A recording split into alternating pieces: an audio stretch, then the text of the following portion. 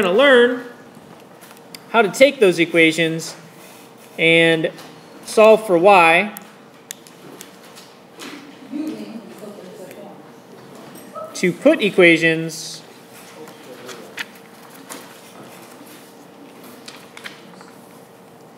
in slope intercept form.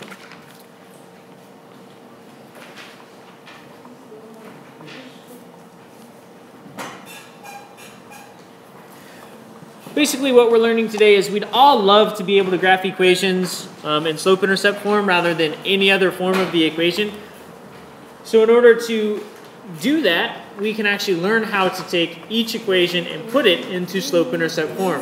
At the end of the day, you choose whether you want to plug and chug or you want to solve equations to put them in slope-intercept form. I personally believe that it is easier and more efficient to put things into slope-intercept form, but if I wasn't feeling particularly comfortable with it, then perhaps I would stick to plug and chug. That's going to be your choice at the end of the day. All right, so looking at this, we have our key points already here. It says, the first one says, solving for a variable is just like solving an equation for the unknown. The only difference is you've got more simplification to do. After doing inverse operations, you have to simplify the expressions on both sides of the equation. So every time I look at an equation like this, I'm getting ready to solve for y. The first thing I'm going to do is I'm going to completely ignore the side that the y is not on. So right here you can see I've actually moved my paper out of the way. Some people will use a post-it note or a card to cover up the other half of their work.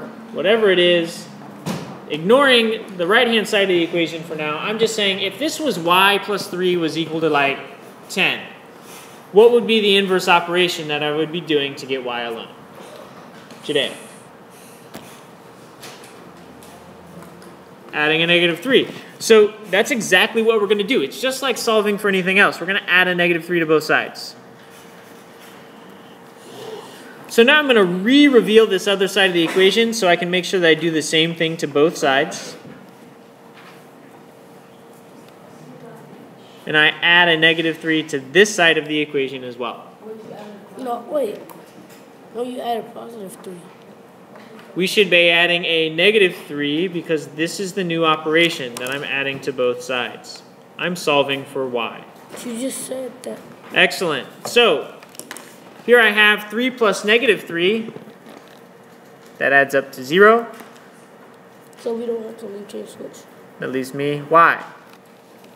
Now coming over here, I want to simplify this other side. Jalen is concerned. He wants to leave chain switch. I think he's absolutely on the right track there. And now I'm going to look. How can I simplify this side of the equation? Can I combine the x with anything? No. Kip yes or Kip no. Can I combine the x with anything?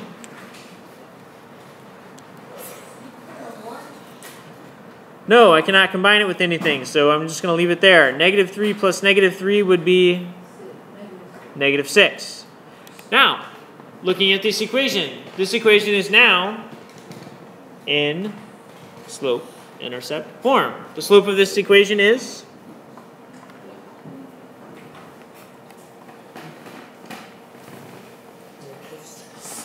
the slope of this equation is Emmanuel? That would not be the slope.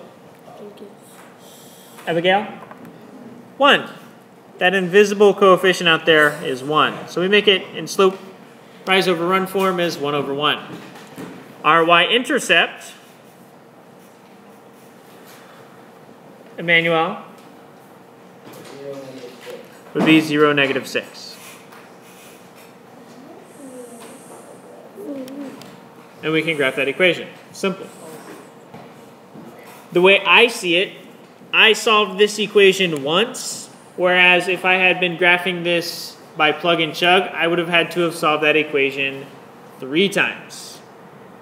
So for me, I say I would much rather do this. Judea.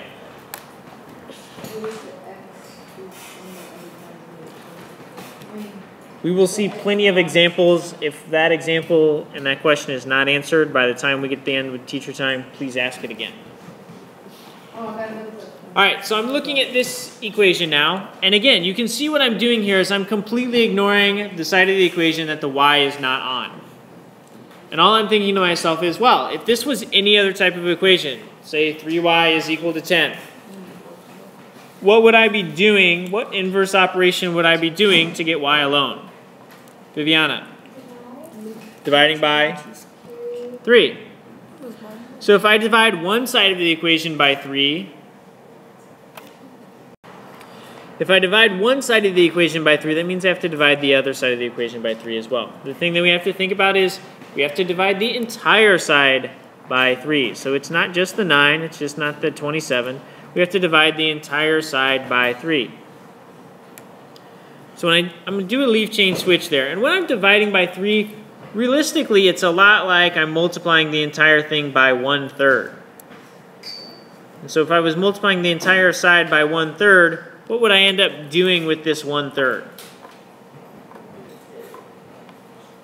What would I end up doing with this 1/3? Judea? Not quite. Well, no, not quite. Ian?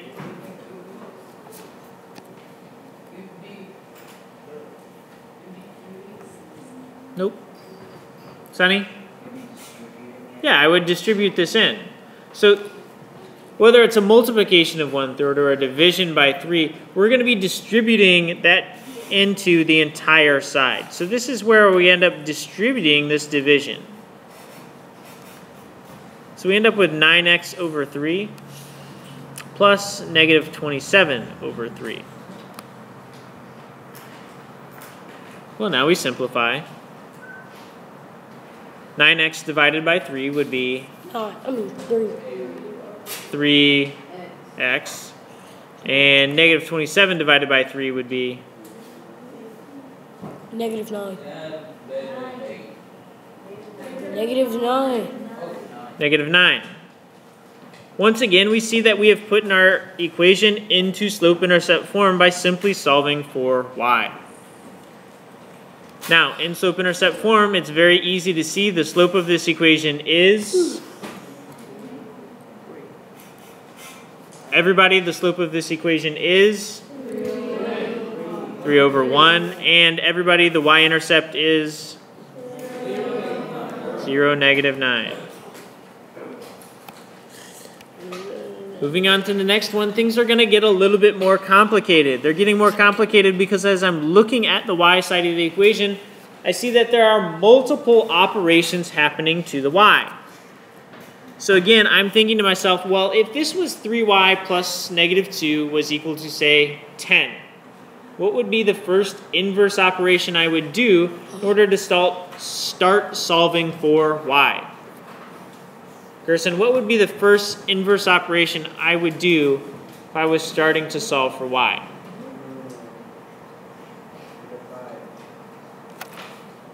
So, Gerson says divide. Kip, yes or no if you agree or disagree? Emmanuel, why do you disagree? Because there's still that negative 2 there. Because there's still that negative 2 there. And Emmanuel knows that when we're doing inverse operations, we always have to do the addition and subtraction first. So, inverse operations, we're going to add what to both sides to inverse this adding a negative 2, Raven? Add a positive 2. So we end up with 3y plus negative 2, and we're adding a positive 2. Now, if I add positive 2 to one side of the equation, You have to add to the other. I have to do it to the other. So 12x plus 4 plus 2. Oh, I know. Oh. Looking at the left-hand side, this is going to cancel out, giving me 3y. Looking at the right-hand side, I can't combine the 12x with anything, so it's just going to stay 12x. But I can add the 4 plus 2, so I'm going to end up with 12x plus 6. Now it's kind of like we have a brand new equation that almost looks exactly like the previous problem. And looking only at the y side of it, I know there's only one inverse operation I need to do here. Brenda, what do I need to do to finish solving this equation?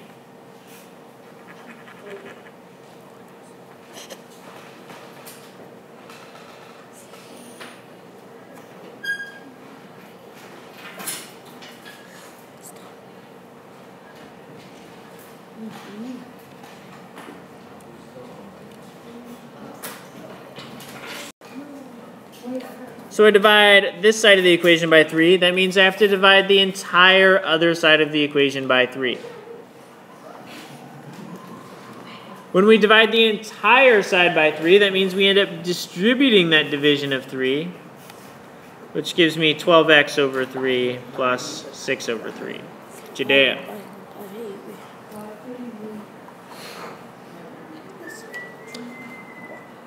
12x divided by 3 would give me 4x.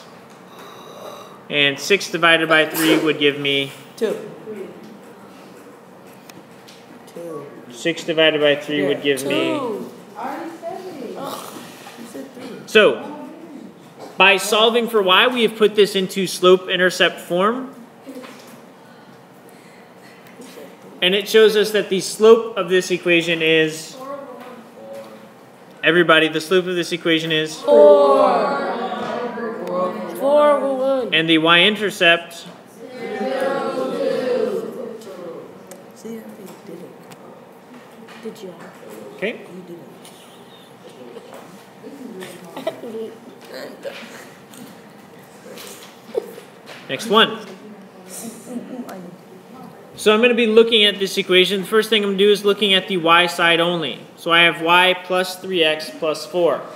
I see that multiple operations have happened to the y here. What 2 operations have happened to the y? Perla. I actually do not see a multiplication to that y.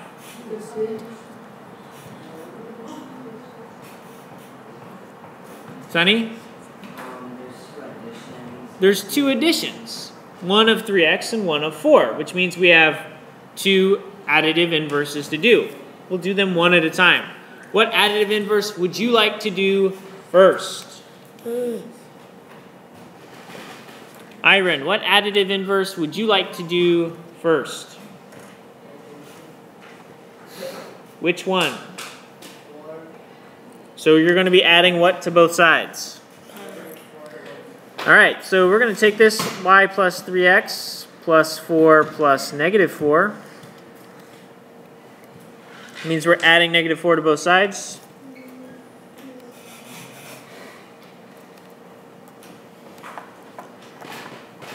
That cancels out, leaving me y plus 3x is equal to negative 16. Well, now looking at this, we still have one extra operation over there with the y term.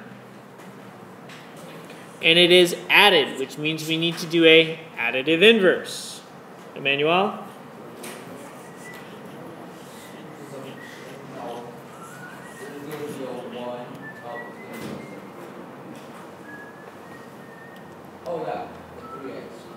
What about the 3x? Divide it? So that would, if I thought about this, then I would be distributing. I'd get y over 3x is equal to plus 3x over 3x. Wait, so what do we need to do? Divide by 3. Okay, if I do that, I end up distributing that 3. It gives me y over 3 plus 3x over 3. I simplify that, that gives me y over 3 plus x. That do me any good? Nope. All right, try again. Here I have something added to the y. If I add y to the other side, is that going to get the y alone, or is that just going to move it over to the other side? I have something added to the y. I probably want to do the additive inverse.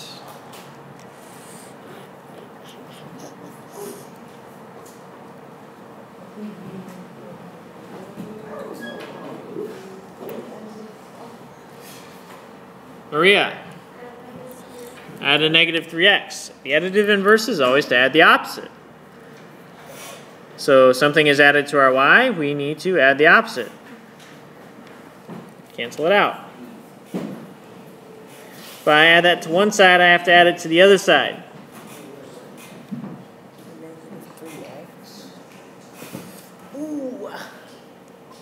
Now as I write my final equation here, there's nothing to combine here. We want it in mx plus b form, so I'm just going to commute my negative 3x to the front.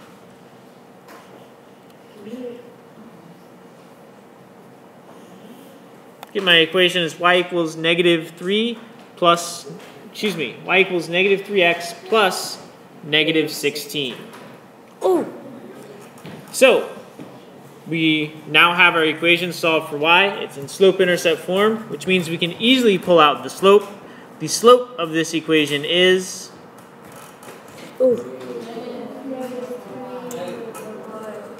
Everyone, the slope of this equation is... Negative 3.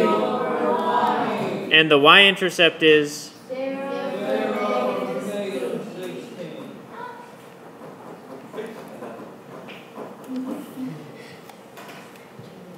Next one. Again, I'm looking at the y side of this equation. I see two operations have happened to y. What are the two operations that have happened to y here? Andrea.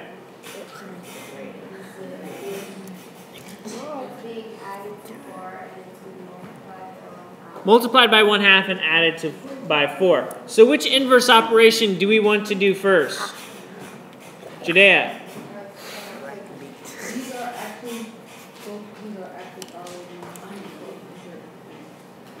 They are not. This is not solved for y. It's not y equals mx plus b. The second one is after.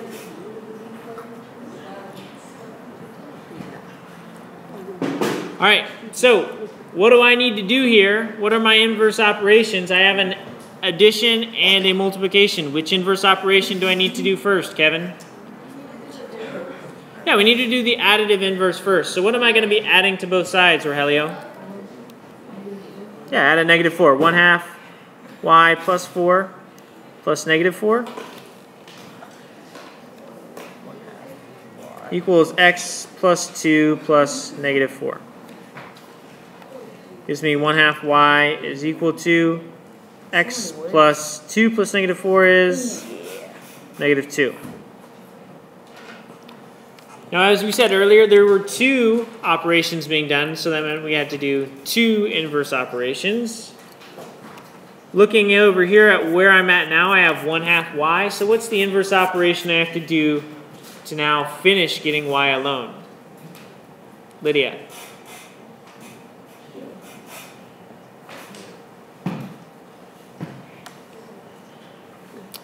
We don't usually divide fractions. What do we usually do? Multiply by the reciprocal, which in this case would be 2/1, or just 2. Now, if I'm multiplying one side of the equation by 2, I have to multiply the entire other side of the equation by 2. What do I need to put on this right-hand side of the equation to make sure that I get the entire thing multiplied by 2? What do I need to add there?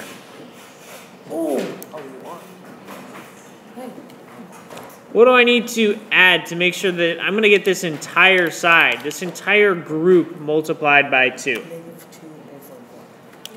Leslie?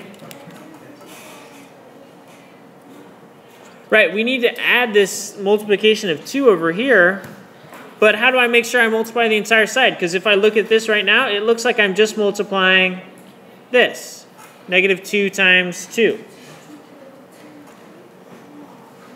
How do I make sure that I multiply the entire group, that entire side, by 2?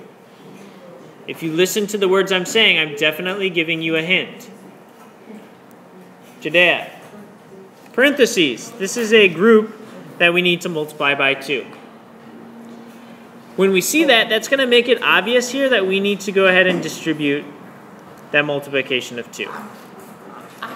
Y equals 2x plus negative 4.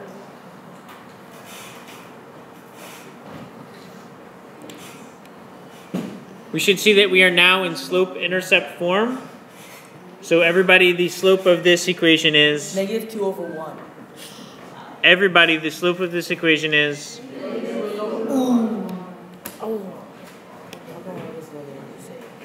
Where did the negative 2 come from?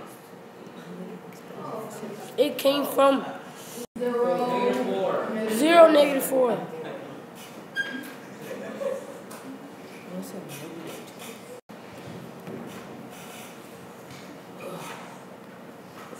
right, last one. This one is in standard form. Okay, this is that one that we've already shown on our do now. We have a ton of work to do on this one. We end up solving this equation basically 3 times to get our 3 points to graph it if we're using plug and chug. Or we can use what we've just learned and we can solve for y to put it into slope-intercept form. I have 2 operations that have happened to y here. What are they? It's being Jalen. It's being added by a negative 4x. It's being added to by a negative 4x has been added to it, and it's multiplied by a 2. And it's multiplied by 2. Now, which of those 2 inverse operations are we going to need to do first? The additive inverse or the multiplicative inverse? Multiplicative. Ian, additive inverses always go first. Because remember, we're working in SAD-MAG order. So what do I need to add to both sides here? Perla.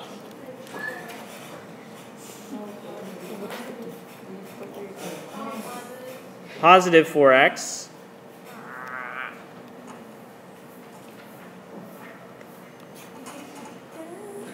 Gives me 2y is equal to 4x plus 8.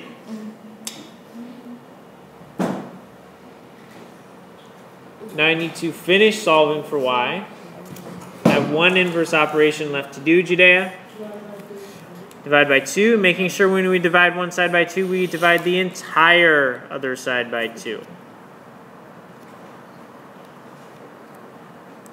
Gives me 4x over 2 plus 8 over 2. 4x divided by 2 is 2x, plus 8 divided by 2 is 4.